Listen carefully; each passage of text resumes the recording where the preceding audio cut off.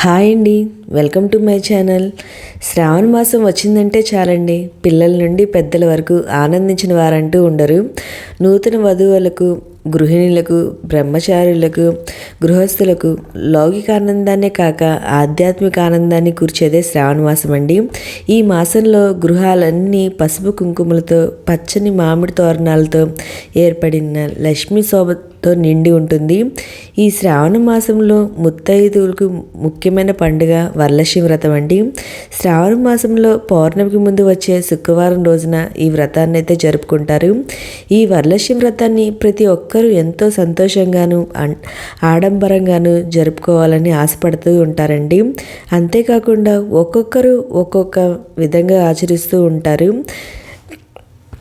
ఎవరు ఏ విధంగా చేసుకున్నా ఆ లక్ష్మి అనుగ్రహం పొందడానికే అండి.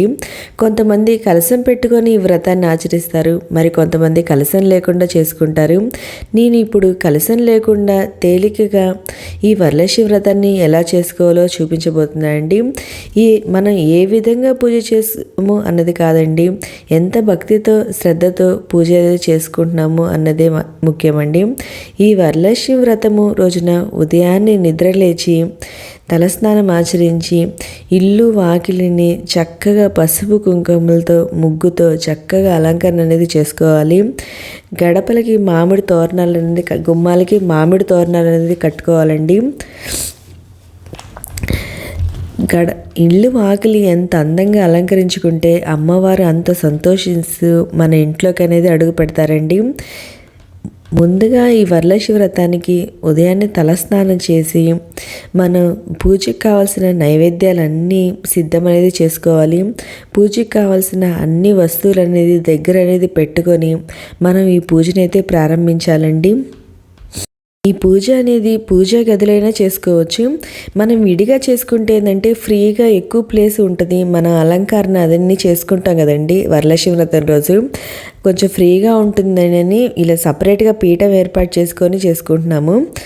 చాలామంది కలశం అయితే పెట్టుకుంటారు.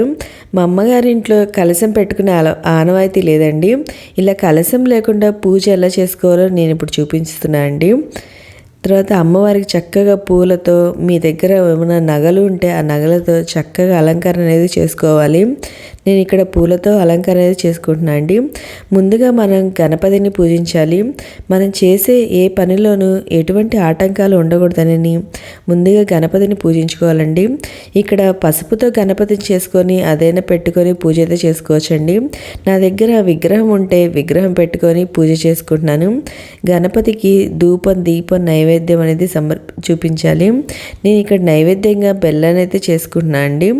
నేను గౌరీదేవిని కూడా చేసుకొని ఈ పూజలు అయితే పెట్టుకుంటున్నా అండి. గౌరమ్మను కూడా చేసుకొని పసుపుతో ఈ పూజలు అయితే పెట్టుకొని పూజ అయితే చేసుకున్నా అండి. మీ దగ్గర లక్ష్మీదేవి విగ్రహం ఉన్నా అదైనా పెట్టుకొని పూజ చేసుకోవచ్చండి. నా దగ్గర ఇక్కడ చిన్న విగ్రహం ఉంటే లక్ష్మీ అమ్మవారిది, అది కూడా పెట్టుకొని అమ్మవారికి చక్కగా అలంకరణ అయితే చేసుకున్నా అండి. గాజులతో చేసుకొని పూజ అయితే చేసుకుంటున్నాను. ఇక్కడ నా దగ్గర 2 ఏనుగులు అవన్నీ ఉంటే అమ్మవారి దగ్గర అటికి ఇటికి పెట్టుకొని పూజలు అయితే పెట్టుకున్నా అండి. మళ్ళీ నా దగ్గర ధనలక్ష్మి కొంచెం ఉంటే అది కూడా బియ్యం పోసుకొని పూజలు అయితే పెట్టుకున్నా అండి నేను. ఇవన్నీ లేకపోయినా పర్వాలేదండి, మీ దగ్గర అమ్మవారి చిత్రపటం ఉంటే ఆ పటం పెట్టుకొని మనం అమ్మవారి పూజ అయితే చేసుకోవచ్చండి. మనం ఎంత భక్తితో చేసామన్నదే అండి. మన దగ్గర ఏమున్నాయి, ఏం పెట్టామని కాదు, అమ్మవారికి ఎంత శ్రద్ధతో భక్తితో మనం ఈ పూజ అనేది చేసామో అది ముఖ్యమండి. నేను ఇవన్నీ పెట్టుకొని అమ్మవారికి చక్కగా అలంకరణ అయితే చేసుకొని పూజ అయితే చేసుకుంటున్నాండి. నేను సింపుల్గానే చేసుకుంటున్నా ఈ పూజ అయితే. వరలక్ష్మి వ్రతం రోజున అమ్మవారి దగ్గర కొత్త చీర పెట్టుకొని పూజ అయితే చేసుకుంటారు.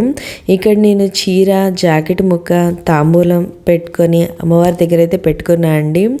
ఒకవేళ మీరు చీర పెట్టుకునే కుదరకపోతే మీ దగ్గర బ్లౌజ్ పీస్ ఉన్న బ్లౌజ్ పీస్ పెట్టుకొని, లేదా తాంబూలం బ్లౌజ్ పీస్ మీద పెట్టుకొని అలా అయినా పూజ చేసుకోవచ్చు. లేదు అది కూడా కుదరదు అనుకునే వాళ్ళు ఉట్టి అమ్మవారికి తాంబూలం అనేది, పసుపు కుంకుమ తాంబూలం ఇవన్నీ ఇచ్చి పూజలు అయితే పెట్టుకోవచ్చు అమ్మవారికి. నేను ఇక్కడ ఒక చీర, బ్లౌజ్ పీసు, తాంబూలం అయితే పెట్టుకున్నానండి. తర్వాత అమ్మవారి దగ్గర పూజ అనేది అమ్మవారిలో అష్టోత్తరం చదువుకుంటా ఈ పూజ అయితే చేసుకున్నాండి. మన అమ్మవారి అక్షింతలు చల్లుకొని చేతులు అక్షింతలు పట్టుకొని అమ్మవారి వ్రత కథను, వరలక్ష్మి వ్రత కథను చదువుకోవడం కానీ వినడం కానీ ఈరోజు అయితే చేయాలండి. ఒకవేళ ఆ రెండు కూడా కుదరని వారు అమ్మవారిని తలుచుకుంటా ఈ పూజ అయితే చేసుకోవచ్చు. నేను ఇక్కడ అక్షింతలని చేతిలో పట్టుకొని వరలక్ష్మి అమ్మవారి వ్రత కథను అయితే చదువుకున్నాను అండి. ఈ వ్రత కథ అయిపోయిన తర్వాత ఆ అక్షింతలు అమ్మవారి మీద చల్లాలి. చల్లిన తర్వాత మన పూజ అనేది పూర్తవుతుందండి. వ్రత కథ చదివిన తర్వాత పూజ అనేది పూర్తవుతుంది.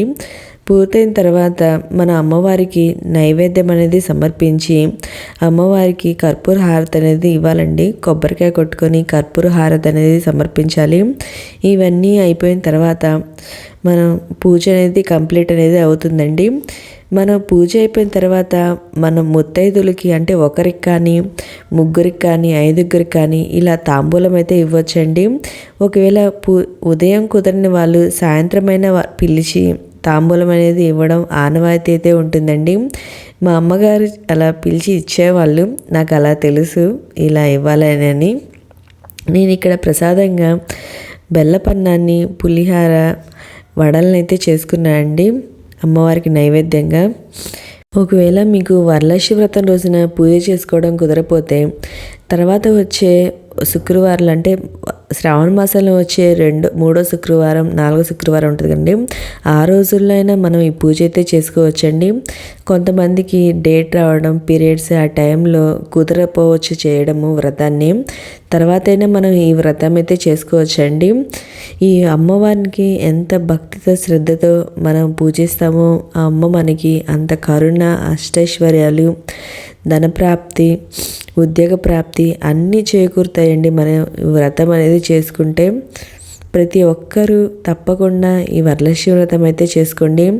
సింపుల్గానే చేసుకోండి. మీకు అంత చేసుకోవడం కుదరలేకపోతే సింపుల్గానే అమ్మవారి పటం పెట్టుకొని దీపారాధన చేసుకొని వ్రత కథ వింటా ఈ పూజ అయితే చేసుకోవచ్చండి.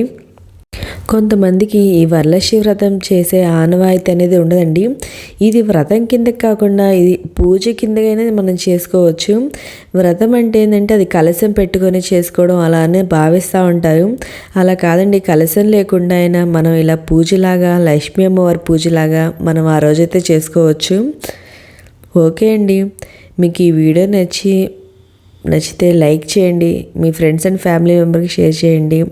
Thank you for watching.